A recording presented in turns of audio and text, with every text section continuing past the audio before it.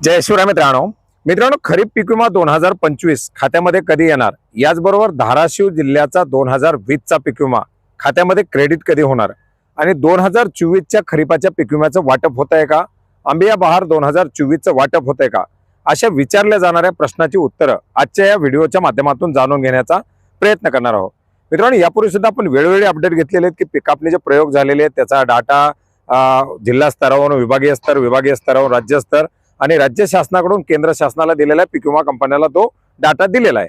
आता पीक विमा कंपन्याने या आलेल्या डाटाच्या अनुषंगाने जे काही तंत्रज्ञान आधारित भारांकन असेल किंवा हे इल्ड बेसचं भारांकन असेल, याच्या बेसवरती त्यांना कॅल्क्युलेशन करायचं आणि कॅल्क्युलेशन साधारणपणे 10 जानेवारी पर्यंत होणं अपेक्षित होतं, साधारणपणे 15 जानेवारी पर्यंत होणं अपेक्षित होतं आणि काही ठिकाणी आता कॅल्क्युलेशनची प्रक्रिया सुरू आहे, परंतु आणखीन कॅल्क्युलेशन पूर्णपणे झालेलं नाही। आता याच्यामध्ये जी एक बातमी आली होती की 2025च्या पीक विम्याचं वाटप सुरू झालं, तर हे पीक विम्याचं वाटप अद्याप सुरू झालेलं नाही। आता हे कॅल्क्युलेशन पार पडल्यानंतर पहिल्या तर शेतकऱ्यांना त्या अमाऊंट दिसायला चालू होतील, इल्ड बेसच्या मंजुऱ्या दिसायला चालू होतील आणि त्याच्यानंतर काही कालावधीनंतर हा पीक विमा वाटप होणार आहे। आता वाटप होणार आहे आणि वाटप करण्याचा कालावधी झालेला आहे हे मात्र निश्चित आहे।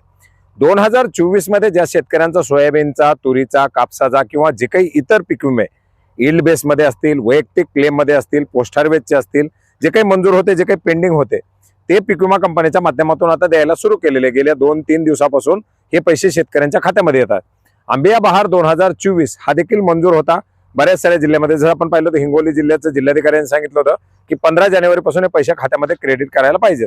अशा बऱ्याच साऱ्या ठिकाणी ज्या ठिकाणी हे पैसे बाकी होते आंबिया बहारचे, ते देखील त्या ठिकाणी आता वितरण करायला सुरुवात केलेली आहे। त्याचे देखील पैसे काही शेतकऱ्यांच्या खात्यामध्ये येत आहेत। आता पैसे पीक विम्याच्या कुठल्या तरी खात्यात पडल्यानंतर हा मेसेज फिरवला जातो आणि 2025चाही खात्यात आला असं सांगितलं जातं। 2025च्या प्रक्रियेमध्ये आपण यापूर्वी सुद्धा सांगितलं होतं, पाहिलं होतं की मूग असेल, उडीद असेल, मका असेल, बाजरी असेल, सोयाबीन असेल, अशी जी काही पिकं येतं या पिकांचं पूर्णपणे आता कॅल्क्युलेशन प्रक्रिया सुरू आहे।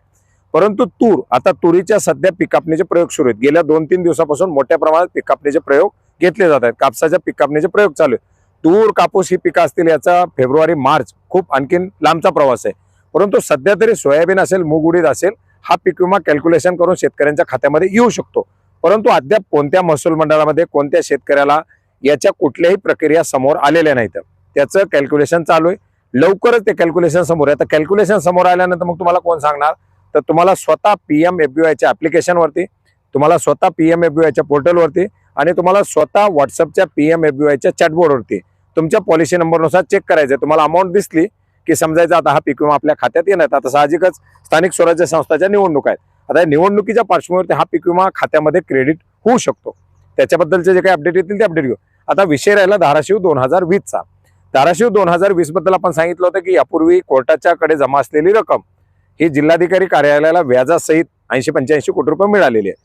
परंतु 134 कोटी रुपयाची जी रक्कम आहे, जे राज्य सरकारनं देणं अपेक्षित आहे, ते अद्याप देखील जिल्हाधिकारी कार्यालयाला आलेलं नाही। आता याच्यामध्ये वेळकाढूपणा चाललेला आहे। आता वेळकाढूपणा याच्यासाठी आहे कारण जर समजा हा 134 कोटी रुपयाचा जो काही पूरक अनुदान असेल किंवा ही पीक विम्याची जी काही रक्कम आहे, ही रक्कम जर सरकारनं लवकर दिली नाही, आता लवकर जर आली तर हे 85 कोटी 134 कोटी म्हणजे साधारणपणे 225 कोटीच्या आसपासची काही रक्कम आहे, ती शेतकऱ्यांच्या खात्यामध्ये वितरित केली जाईल, तात्काळ वितरित केली जाईल।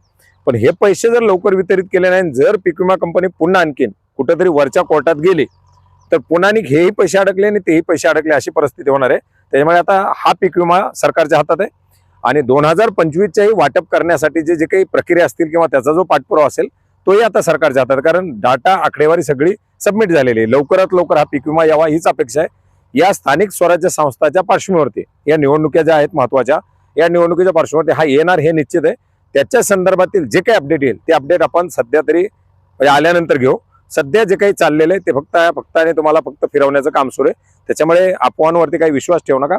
आपल्या पॉलिसीच्या समोर आपल्या इल्ड बेसचे, कारण आता जो दाखवला जाणार आहे तुम्हाला इल्ड बेसचा पीक विमा दाखवला जाणार, इल्ड बेसची रक्कम दाखवण्यापर्यंत वाट पाहावी लागेल। धन्यवाद।